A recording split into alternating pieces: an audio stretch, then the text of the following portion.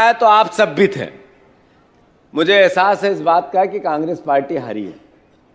एहसास है कि हम 32 दिन पहले ही रिजल्ट आया उसमें हारे हैं। और यह भी मुझे सुकून है इस बात का कि कांग्रेस पार्टी वो पार्टी है जिसने देश की आजादी में अपना समर्पण दिया, देश की उन्नति में अपना समर्पण दिया और अब लोकतंत्र की रक्षा में भी आप अपना समर्पण देंगे। ये पूरी भावना ये एहसास कराती है। साथियों, मैं इतना अनुरोध करना चाहता हूं कि जो चुनाव हुए, चेहरा बताया गया किसी और का और शादी कर दी किसी और से। शिवराज जी लाडली बहना को लेकर पूरे प्रदेश में चिल्लाते रहे, आप मेरी बहन हो, मैं अभी मेरे पास पैसे कम है, 1100 रुपए 1000 रुपए दूंगा। लाडली बहना, मैं मेरे जीवन में कुछ कर जाऊं, अगर मेरी बहन भांजी के लिए कुछ कर दूं।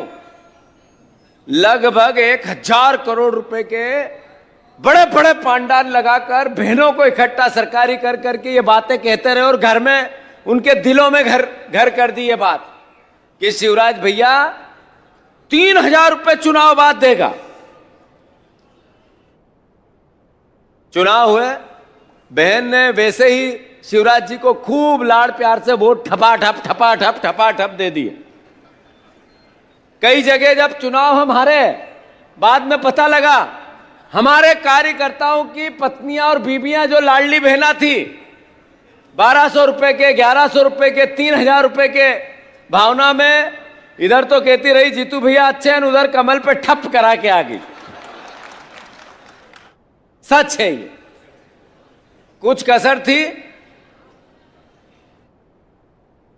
वो कट्टरता, नफरत, घृणा, वो बातें जो झूठ है, उनकी बातें नए नए बच्चों को फैलाकर भारतीय जनता पार्टी चुनाव जीत गई।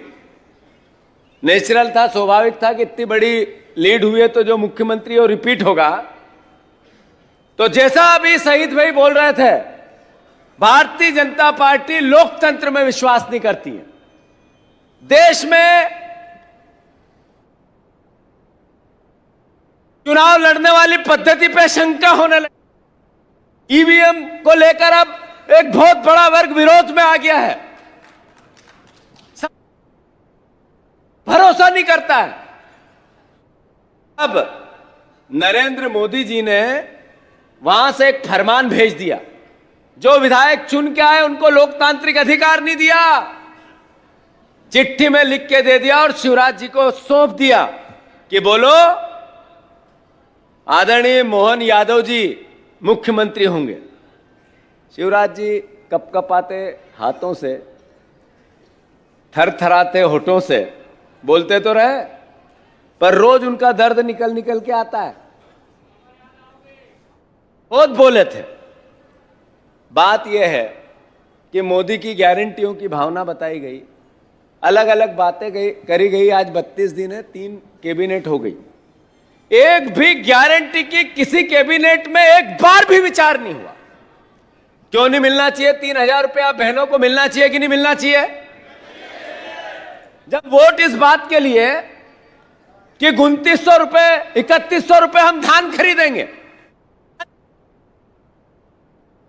3100 का नाम नहीं, तो मुख्यमंत्री जी को जब हमने, हमारे विधायकों ने, सिद्धार्थ जी ने, यहां बैठे और विधायक, उनने विधानसभा में कहा, तो उन्होंने कहा यह हमारा वचन पत्र गीता और रामायण है, एक एक अक्षर पालन किया जाए। अभी जबलपुर में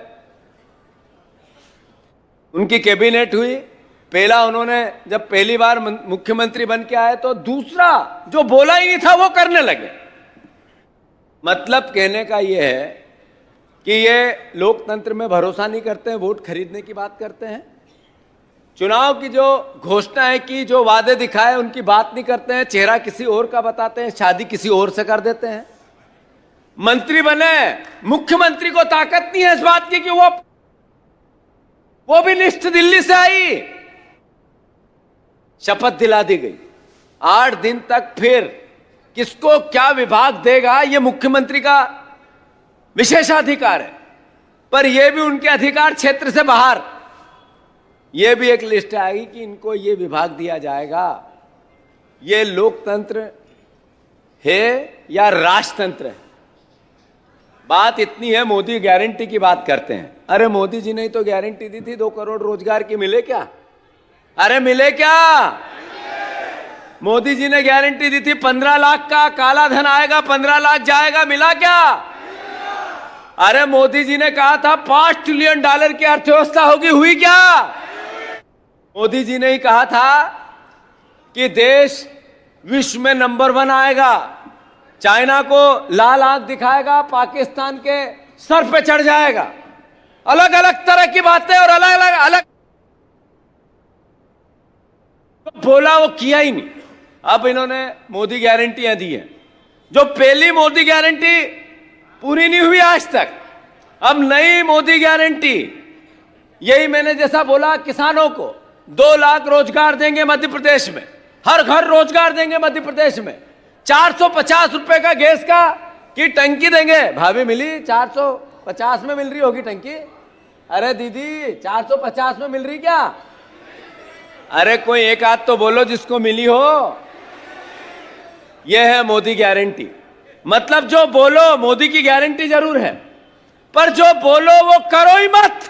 यह है मोदी की गारंटी। जो बोलो वो करो ही मत, यह है मोदी की गारंटी।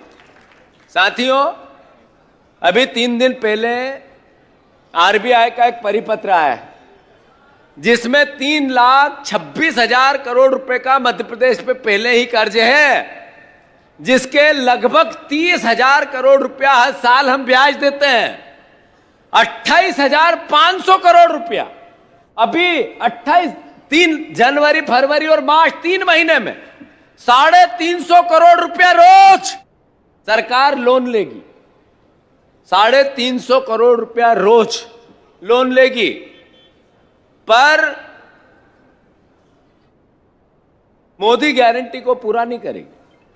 एक भी मोदी गारंटी, जो किसानों की बात है, महिलाओं की बात है, युवाओं की बात है, एक भी 400 रुपए, 450 का कनेक्शन है, गैस का टंकी है, ये पूरी नहीं करेंगे और कहेंगे गीता और रामायण जैसा हमारा वचन पत्र है।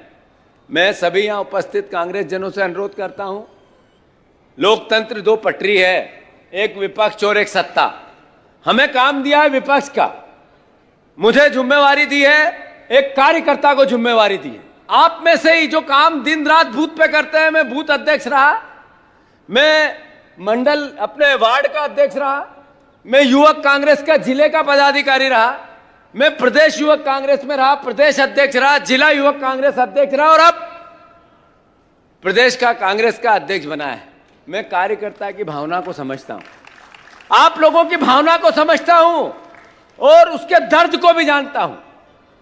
मुझे पता है कि जिन लोगों ने बूथ पे काम किया और वो विधायक हार गए, जितना दुख उस हारने वाले व्यक्ति को नहीं, उससे ज्यादा दुख उस बूथ पे काम करने वाले परिवार के साथी को है। जानता हूं मैं इस एहसास को, मैं एहसास को जानता हूं कि जो लोग जिनमें पानी होता है, और इधर हमारे रिवांचल में तो थोड़ा ज्यादा ही पानी है, मतलब आत्मसम्मान है, स्वाभिमान है, तो स्वाभिमानी लोगों का तो खून खोलता है। मैं आप सबसे अनुरोध करता हूं कि ऐसा ही माहौल था 5-6 महीने, 4 महीने पहले, और आदरणीय अटल बिहारी वाजपेयी ने साइनिंग इंडिया लेके आए थे, पता ही नहीं चला और हार गए। और फिर हमारी सोनिया गांधी के नेतृत्व में यूपीए की सरकार बनी। तो लोकतंत्र में जनता जनार्दन होती है, एहसास क्या होता है और कभी कभी हो क्या जाता है। तो मैं आप सबसे अनुरोध करना चाहता हूं, लोकसभा के चुनाव की तैयारियां करो।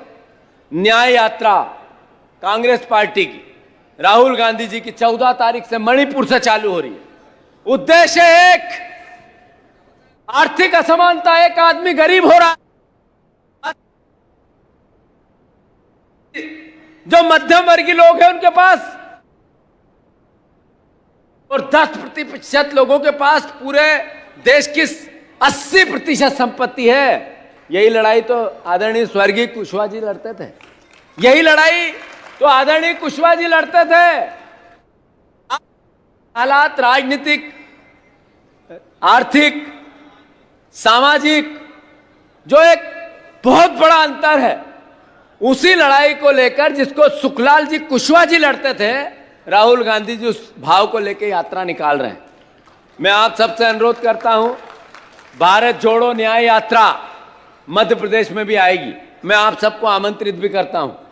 लगभग 24 फरवरी से इधर झांसी से आएगी, तो आपको यहां से 200-250 किलोमीटर पड़ता है। सब आओगे कि नहीं आओगे? फिर से बताओ, आओगे कि नहीं आओगे? बस इतना ही अनुरोध करना चाहता हूं। सिद्धार्थ और मैं दोनों सगे भाई हैं, परिवार के साथी हैं, दोस्त हैं। जैसा इसमें और मेरे में एक बड़ा अंतर है, इसका जरा वजन ज्यादा है, मेरा थोड़ा वजन कम है। पर मैं शरीर के वजन की बात नहीं कर रहा हूं, राजनीतिक वजन की बात कर रहा हूं।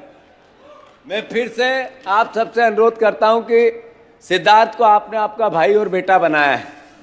मैं आप सबसे इस बात की भावना को प्रणाम करते हुए व्यक्त करता हूं कि मुझे भी आप अपना भाई और बेटा बनाओगे या नहीं बनाओगे?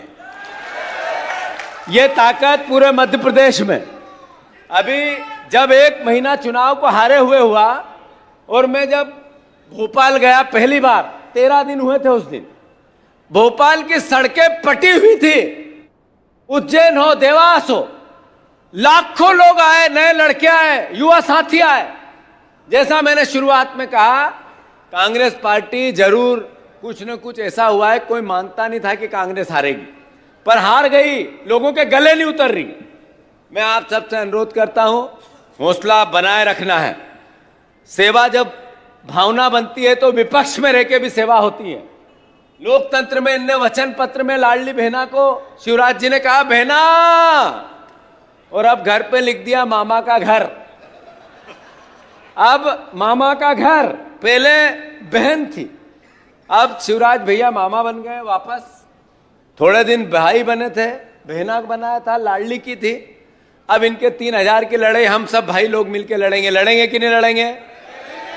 हम सब भाई मिलके 3000 की लड़ाई बहना को हक दिलाने की, हम बनेंगे इनके भाई। बहनों के भाई कौन बनेगा?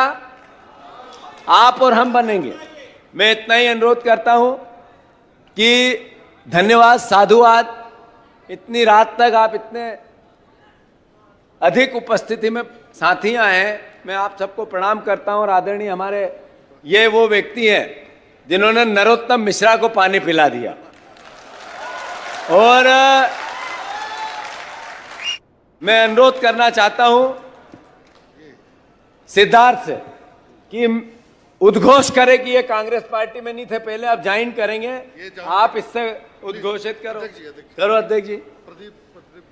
ये प्रदीप कुशवाहा जी, मैं जोरदार तालियों के साथ आप सबसे अनुरोध करता हूं, कांग्रेस में इनका स्वागत सत्कार और हम सब मिलकर इनका स्वागत करें। अभी सिद्धार्थ अपनी बात कहेंगे, सिद्धार्थ अपनी बात कहेंगे। भारत माता की धन्यवाद। बहुत बहुत धन्यवाद हम लोगों को मार्गदर्शन देने के लिए।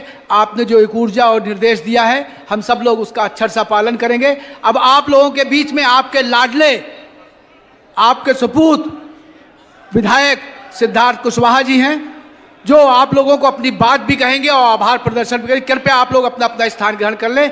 आदरणीय विधायक सिद्धार्थ कुशवाहा, डब्बू भाई।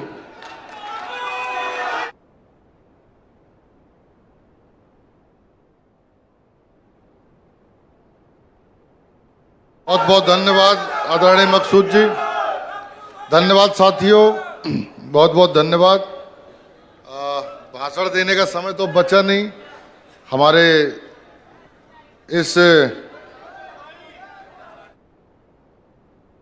सतना की धरती पर मेरे एक छोटे से निमंत्रण में हमारे बीच पधारे हमारे बड़े भाई नेता, मध्य प्रदेश कांग्रेस कमेटी के सम्मानित नवनियुक्त अध्यक्ष भाई जीतू पटवारी जी का मैं चाहता हूं कि मेरी तरफ से एक बार ताली बजाकर आप लोग उनका स्वागत कर दें। और मैं उनका बहुत बहुत धन्यवाद करता चाहता हूं कि उन्होंने पिताजी की जयंती के इस कार्यक्रम को इस आयोजन को एक अहम कार्यक्रम मान के इतना लंबा सफ़र तय करके आप आए हैं कि मैं आपको अगर बताऊं तो आपको भी लगेगा कि कब सोए होंगे, कब खाए होंगे और कब चले होंगे। कोहरे के कारण, मौसम के कारण आप भी सुबह से देख रहे हैं, पिछले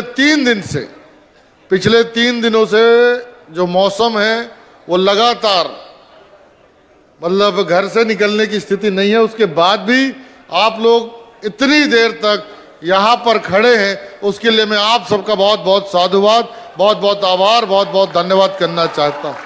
साथ ही हमारे मंच पर आए तमाम नेतागण, आदरणीय राजेंद्र सिंह जी, आदरणीय सईद अहमद जी, आदरणीय हिना दीदी जी, सुनील सराफ जी, बैजनाथ कुशवाहा जी, हमारे साथी महापौर जबलपुर आदरणीय अन्नू भैया, नीलेश अवस्थी जी पूर्व विधायक, कल्पना वर्मा जी, रश्मि सिंह जी, कैलाश कुशवाहा जी विधायक पोहरी, राजेंद्र मिश्रा जी, साथ ही उपस्थित दिलीप मिश्रा जी, धर्मेश गई जी, पीडी पटेल जी, रमाशंकर प्यासी जी, आदरणीय राम लखन पटेल जी पूर्व विधायक, साथ ही अलग अलग जिले जैसे अलग हमारे ओबीसी विभाग के सम्मानित जो हमारे संगठन के पदाधिकारी हैं, जिलाध्यक्ष हैं निराला जी, और तमाम दूर दूर से आए एनएसयूआई यूथ कांग्रेस, गांव-गांव से आए हमारे पंच, सरपंच, जनपद और हमारी माताएं, बहनें, मैं सबको बहुत बहुत अभिनंदन करना चाहता हूं, बहुत बहुत स्वागत करना चाहता हूं। और आज के इस आयोजन में जो देरी हुई उसके लिए मैं अपनी तरफ से, अपने संगठन की तरफ से, अपने साथियों की तरफ से क्षमा प्रार्थी भी हूँ। लेकिन प्रगति हमारे बस में नहीं, प्रगति हमारे नियंत्रण में नहीं है कि हम उसको कुछ कह सके या उसमें कुछ बदलाव कर सके। स्वर्गीय पिताजी के समय से लगातार ये आयोजन आप लोग करते आए और उसी परंपरा में हम लोग आगे बढ़ रहे हैं, उसी को हम आगे बढ़ा रहे हैं। और उसमें आप सब लोगों का जो आशीर्वाद, जो प्यार, जो स्नेह मिलता है, जो विश्वास मिलता है, उससे हम लोगों को ताकत मिलती सेवा करने की, अन्याय के खिलाफ लड़ने की और जन जन तक अपनी उनकी जरूरतों की जो आवाज है वो सदन तक पहुंचाने की। आज लगातार पिछले कई सालों से हम लोग देख रहे हैं कि भारतीय जनता पार्टी की सरकार में जिस तरह से आम आदमी परेशान हुआ है, आज उसको जवाब देने का समय है। अभी लोकतंत्र की बात हो रही थी कि जब से भारत में प्रधानमंत्री नरेंद्र मोदी प्रधानमंत्री बने हैं, तब से लगातार लोगों के दिल में, लोगों के मन में अनिश्चिंतता बनी हुई। और जिस तरीके से अभी विधानसभा के परिणाम आए, अभी तक किसी को यकीन नहीं हो पा रहा है कि चुनाव के परिणाम क्या ऐसे होंगे। आज जिस तरीके से प्रदेश में परिणाम, तो ये सब हमें सोचना होगा, समझना होगा। उसके लिए हम सब लोग अपने अपने क्षेत्र में काम करें, लोगों की सेवा करें और भारत के संविधान की सुरक्षा के लिए कांग्रेस को मजबूत करें, कांग्रेस के नेताओं को मजबूत करें, कांग्रेस की विचारधारा को मजबूत करें। यही आप लोगों से अपील है, क्योंकि समय बहुत हो गया, आपको भी दूर दूर जाना है। और आप सब लोगों का धन्यवाद करते हुए, बार बार सबका आभार करते हुए, सम्मानित नेताओं का, हमारे कमलेश्वर भाई भी आके चले गए, उनका भी इस मंच के माध्यम से धन्यवाद, आभार करते हुए अपनी बात पूरी करता हूँ। जय हिंद, सादर प्रणाम, नमो बुद्धाय।